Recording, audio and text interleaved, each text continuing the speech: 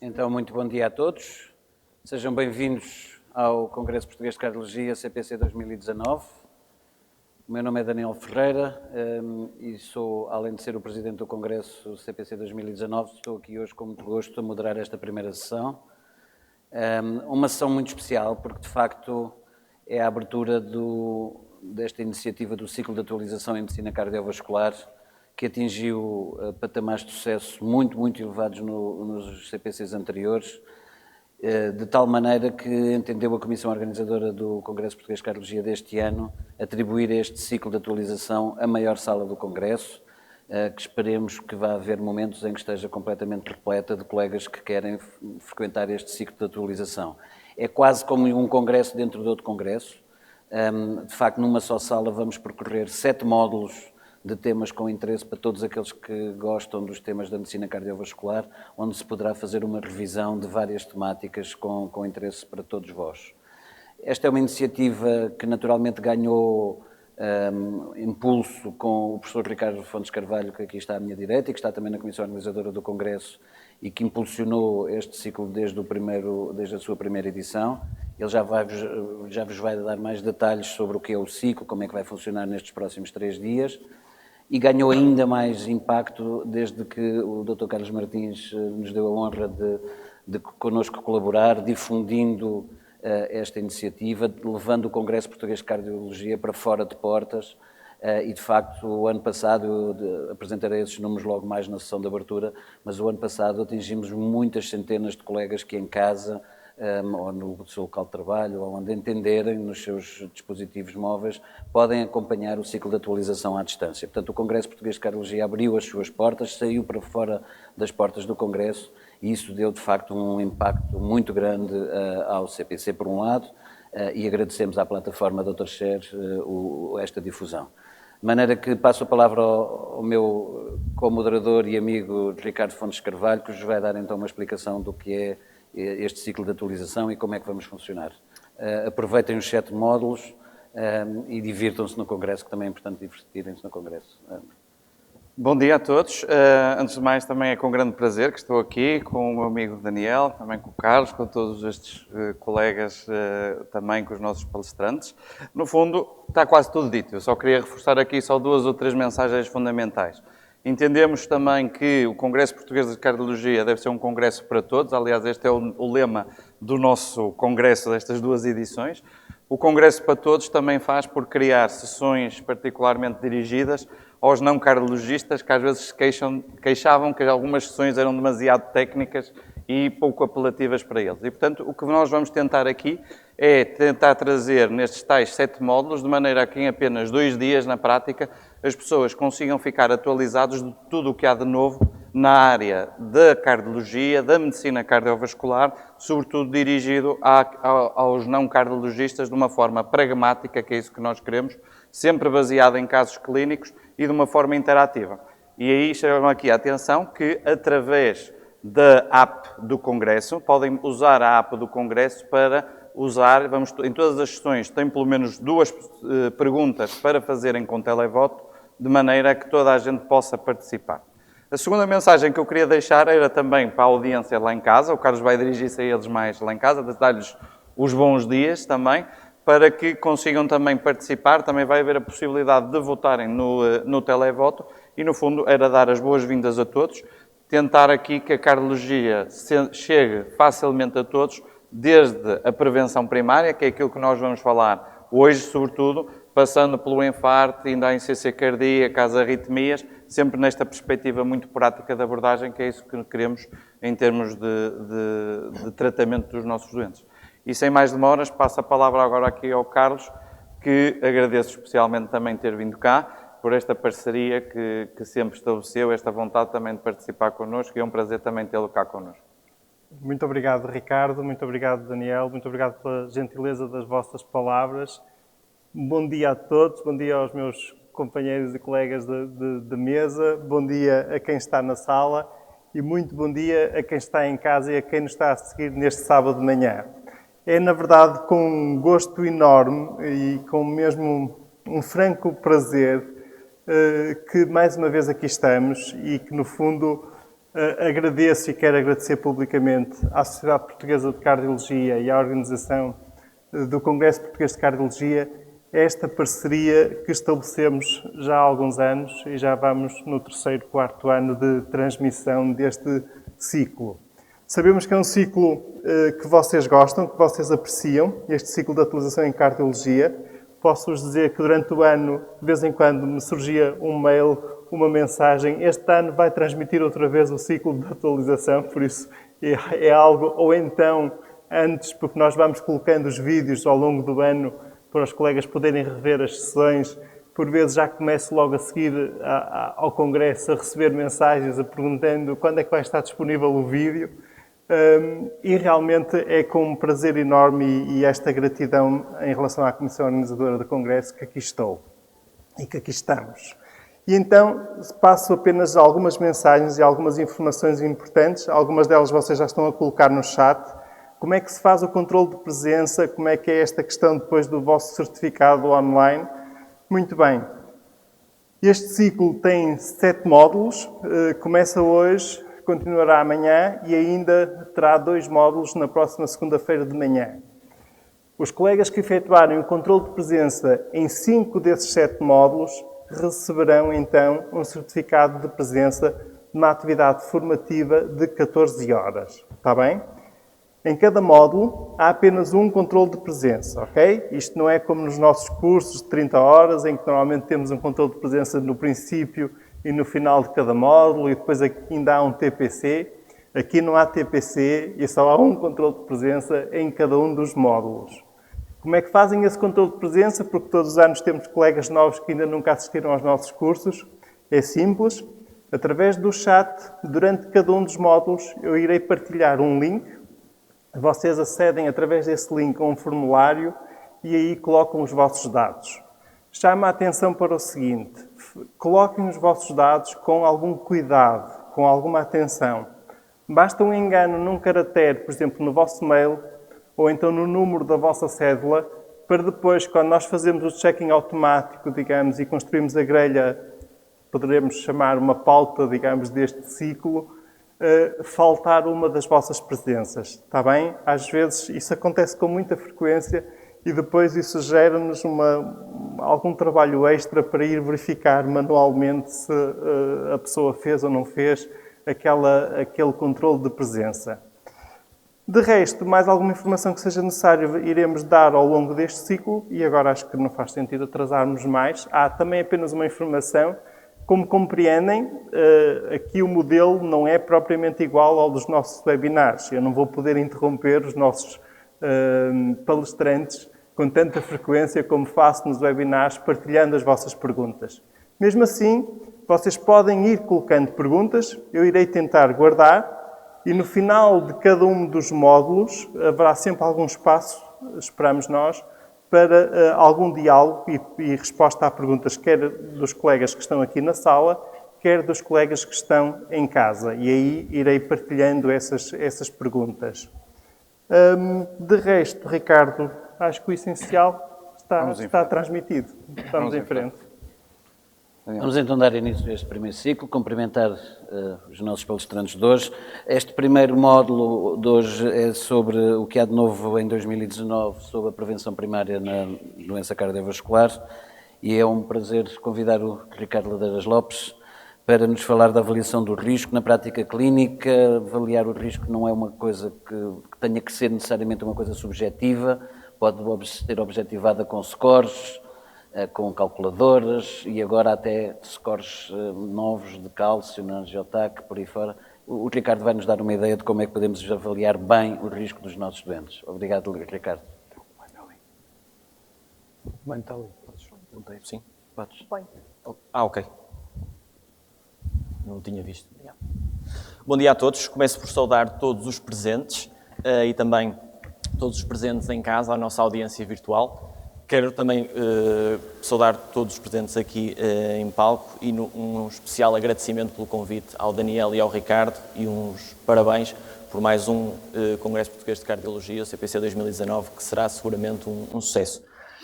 Vamos então começar. Esta apresentação será eminentemente prática, dirigida à prática clínica em 2019. Calculadoras de risco cardiovascular e score de cálcio, como integrar os dois. Esta é a estrutura da apresentação. A estrutura será dirigida à prática clínica, portanto será baseada num caso clínico e terá, como podem ver ali à direita, no conhecido círculo dourado proposto por Simon Sinek, terá esta estrutura e procurar responder a estas 3 perguntas-chave que qualquer ideia, qualquer produto deverá obedecer para que seja compreendido e para que tenha sucesso. Ou seja, o que é o risco cardiovascular, como estimar o risco cardiovascular, como fazer e para quê? E esta é a pergunta mais importante de todas. Para que é que nós precisamos de estimar o risco cardiovascular? Para isso, temos a ajuda do Dr. Bernstein, que gentilmente publicou online há alguns anos uma carta em que descreve a saúde de um senhor conhecido chamado Donald J. Trump.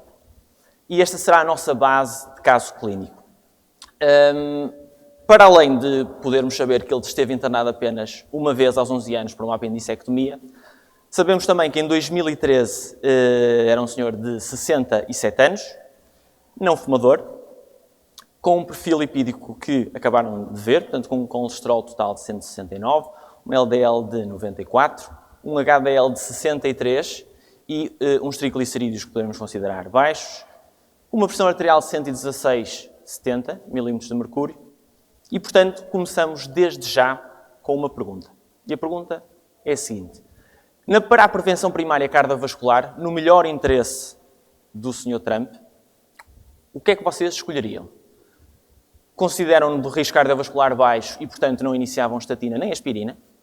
Consideram-no com um risco cardiovascular moderado e, portanto, continuavam sem iniciar nem estatina nem aspirina? Risco cardiovascular moderado na mesma, mas optavam por iniciar estatina, mas prescindiam da aspirina? Risco cardiovascular elevado, iniciavam os dois, estatina e aspirina, ou não faziam absolutamente nada e, basicamente, eram objetores de consciência neste caso particular? Podem votar. Portanto, para quem ainda não está muito familiarizado, é só ir aqui à app, não é? Tem uma parte de participação, televoto e no ciclo de atualização aparece as opções de resposta. Ok, e se quiserem resumir o quadro clínico, digamos, do Sr. Trump, enquanto as pessoas vão votando, porque algumas pessoas podem ainda... Neste momento temos um senhor muito conhecido e com uma vida muito estressante, provavelmente no alto daqueles 67 anos, com um perfil, apesar de tudo, cardiovascular, que eu não vou já revelar, mas que, aliás, nós já temos aqui as respostas. Portanto, a maioria dos votantes, mais de metade, portanto, consideram-no de risco cardiovascular baixo, portanto, não iniciavam estatina nem aspirina. E depois a segunda resposta mais votada, risco cardiovascular moderado, e não iniciavam na mesma nem estatina nem aspirina. Não há uma resposta correta, nem uma resposta errada a isto. O objetivo é nós percebermos nos próximos slides o que fazer. Eu tinha uma outra alternativa para lhe baixar o stress, era retirá-lo da presidência. Exatamente. E provavelmente isso retiraria o stress de muitas outras pessoas no mundo em geral. Não só ele, mas provavelmente no mundo em geral. Uma medida de saúde pública. Uma pergunta à audiência, se alguém souber pode responder. Alguém tem ideia de onde é esta foto? O ano já será um bocado mais complexo, provavelmente, era preto e branco a foto. Mas alguém tem ideia de onde é esta foto? Não estou a ouvir nenhuma cidade. Esta foto foi tirada em Framingham, portanto uma cidade perto de Boston, no Massachusetts, como vocês sabem. E todos já ouvimos falar de Framingham devido ao famosíssimo estudo, ok? Que, portanto, é provavelmente um dos pilares, não só da cardiologia, mas da medicina em geral, portanto é um paradigma. O estudo que foi iniciado em 1948, neste momento tem a primeira geração, tem a segunda e tem a terceira. Inicialmente uma coorte com mais de 5.000 indivíduos e podemos dizer que foi a origem do termo fator de risco, poderemos dizer também cardiovascular, ok?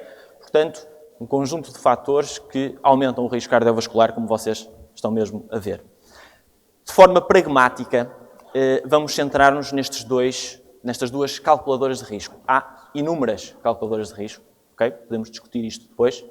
Vamos centrar-nos nestas. À esquerda tem a calculadora de risco europeia e à direita tem a calculadora de risco americana. Provavelmente, para todos nós, será mais aconselhado utilizar a europeia. O que é que estima a calculadora de risco europeia, conhecida como SCORE? A probabilidade de morte cardiovascular aos 10 anos. O que é que estima a calculadora de risco americana, também conhecida muitas vezes por Pooled Cohort Equations? Estima a probabilidade de evento cardiovascular aos 10 anos. Portanto, não só morte cardiovascular, mas também evento não fatal, AVC e infarto. De onde vem, de como surgiram estas calculadoras? Calculadora europeia, coorte com mais de 200 mil indivíduos. Portugal não participou e, portanto, prevalece com uma proporção bastante significativa, praticamente metade de mulheres. E, mais uma vez, probabilidade de morte cardiovascular aos 10 anos. Como surge a calculadora de risco, o score de risco americano?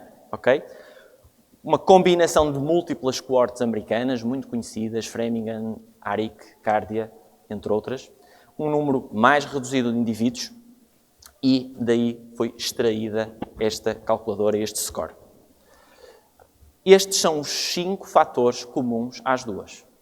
Género, idade, pressão arterial sistólica, colesterol total, tabagismo. Comuns. A calculadora de risco americana acrescenta mais 5. Temos a pressão arterial diastólica, temos a diabetes, temos também a raça, etnia, um termo sempre complexo de caracterizar, o colesterol HDL e se o indivíduo está ou não a fazer tratamento para a hipertensão. É importante pararmos aqui um pouco para pensar. Quanto maior for o número de variáveis incluídas, variáveis significativas, maior será a nossa capacidade em predizer o risco cardiovascular. Óbvio.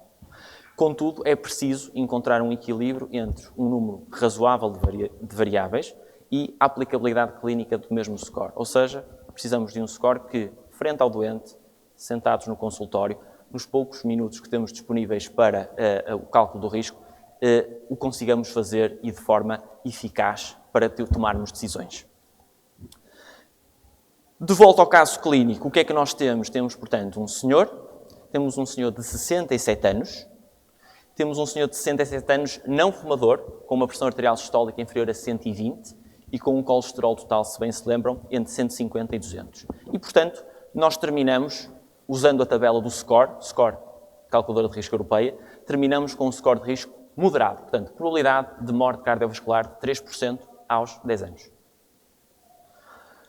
Se, por outro lado, utilizarmos a calculadora de risco americana, terminamos com uma probabilidade de evento cardiovascular aos 10 anos de 10%.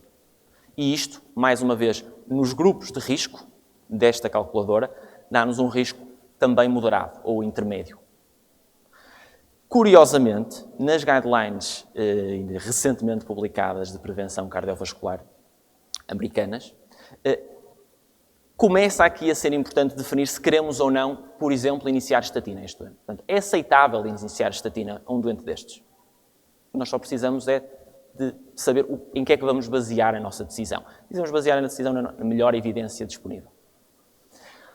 Todos estão familiarizados com esta nova, podemos chamar, roda da prevenção cardiovascular. Isto foi publicado muito recentemente nas guidelines de prevenção cardiovascular americanas, em 2019. Okay? Há um conjunto de passos relativamente lineares, relativamente constantes ao longo da prevenção cardiovascular, não mudam, são quase incontornáveis. Mas depois há duas clássicas decisões que são complexas, por vezes, na maior parte dos doentes, nestes doentes de risco moderado. Iniciar ou não estatina, iniciar ou não aspirina. Houve múltiplos estudos, e vai havendo múltiplos estudos que nos tentam ajudar, mas o nosso objetivo, o objetivo de todos os aqui presentes, é tentar ter e fazer o máximo de medicina personalizada. Medicina que, no melhor interesse do doente que está à nossa frente, permita melhorar o seu prognóstico. Portanto, voltando ao caso clínico, que vimos que era um doente, portanto, o Sr. Trump se incluiria num risco moderado. Uma coisa e um detalhe que eu ocultei no início foi que o score de cálcio deste indivíduo era de 98. E é aqui que começamos a trazer o score de cálcio para o risco, para calcular, já vamos perceber qual é o melhor termo que vamos aplicar em termos do que é que o score de cálcio faz ao risco cardiovascular. Em relação ao score de cálcio, temos a segunda pergunta, que podem votar. Portanto, em relação à quantificação do cálcio coronário, qual é a falsa? Precisa da administração de contraste iodado? É realizada através de tomografia computurizada, TAC? É rápido? É atualmente realizado com uma dose de radiação equivalente a 2 mamografias, aproximadamente 1 milisievert na dose de radiação. Permite reclassificar o risco cardiovascular. Podem votar? Que entraram e saíram. Podem não estar aqui também, mas está bem. Puxa. E agora sim há uma resposta correta, estando as outras falsas, apesar de, como já perceberam, o objetivo ser um bocadinho ao contrário. Portanto, qual é a falsa? A verdadeiramente falsa.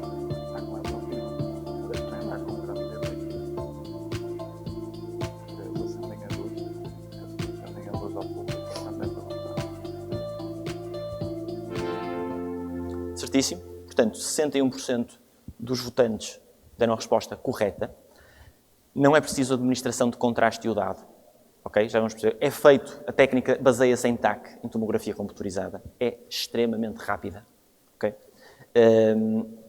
E, portanto, a resposta vem a seguir, vem nos próximos slides, mas efetivamente não há necessidade de administração de contraste iodado. Portanto, em termos de agressão, entre aspas, para o doente, existe a radiação ionizante, aproximadamente igual a 2 mamografias. Okay? Por vezes, o score de cálcio é também chamado de mamografia coronária. Okay? Por vezes é também chamado disto. O objetivo é aproximadamente o mesmo. Ou seja, tomografia computurizada, exame sem contraste, quantificação semi-automática por um método universalmente aceito, método de Agatston.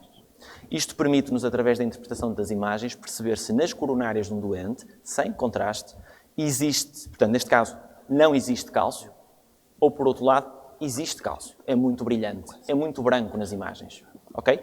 E, através deste método, nós conseguimos quantificar, e conseguimos quantificar de forma a ter um valor. Ou 0, não há, ou então temos um valor que não tem fim. Ok? E o que nós já sabemos há muitos anos, publicação da New England Journal of Medicine, é o que está ali. Ou seja, comparando com os indivíduos que têm um score de cálcio de 0, quanto maior for o score de cálcio, e sobretudo acima de 100, maior é a probabilidade de eventos cardiovasculares. Portanto, isto não é uma calculadora de risco, mas é um fator de risco. Denota risco cardiovascular. Portanto, mais cálcio coronário, mais ateroma coronário. O que é que faz então o score de cálcio? Integra todas as outras variáveis de risco e fatores de risco cardiovascular ao longo do tempo e, naquele momento, consegue dizer-nos qual a contribuição delas para o risco cardiovascular do indivíduo e, sobretudo, nos indivíduos de risco intermédio, e esta é uma das mensagens-chave, permite-nos reclassificar o risco cardiovascular. Toda a evidência que foi surgindo fez com que a indicação, a classe de recomendação para a utilização do score de cálcio para reclassificar o risco cardiovascular, sobretudo nestes indivíduos, tivesse tido um upgrade das guidelines europeias, 2016-2B, para 2A nas guidelines americanas muito recentes. E, portanto, em relação às estatinas, indivíduos de risco moderado, qual é o algoritmo, qual é a lógica apresentada, por exemplo, pela Clínica Mayo? Temos um indivíduo de risco moderado, score de cálcio 0, não iniciamos estatina. Score de cálcio não 0, sobretudo acima de 100, iniciamos estatina. Também em relação à aspirina, tópico controverso, iremos ter tempo para falar daqui a pouco. A mensagem é a mesma. Score de cálcio, neste caso é 100, abaixo de 100 não deve ser iniciada a aspirina. Score de cálcio de 100 ou mais deve ser iniciada a aspirina. E, portanto, slide das conclusões. Num indivíduo de risco intermédio e após a utilização da calculadora de risco, devemos usar a calculadora de risco europeia. É importante, sendo possível, para reclassificar o risco cardiovascular, utilizar o score de cálcio e a quantificação do score de cálcio e seguramente que isto, estando disponível, mais uma vez, vai ajudar-nos a tomar as decisões no melhor interesse do doente e, sobretudo, adequar a nossa decisão ao doente que temos à frente. Porque ter um doente de risco moderado com 0 de score de cálcio é completamente diferente de ter um doente de risco moderado com 300 de score de cálcio. Apesar do risco calculado pela calculadora ser exatamente o mesmo. Portanto, é completamente diferente. Então, esta é a mensagem-chave. Podendo, nos doentes do risco moderado, o score de cálcio ajuda-nos a tomar decisões no melhor interesse do doente. Obrigado pela vossa atenção.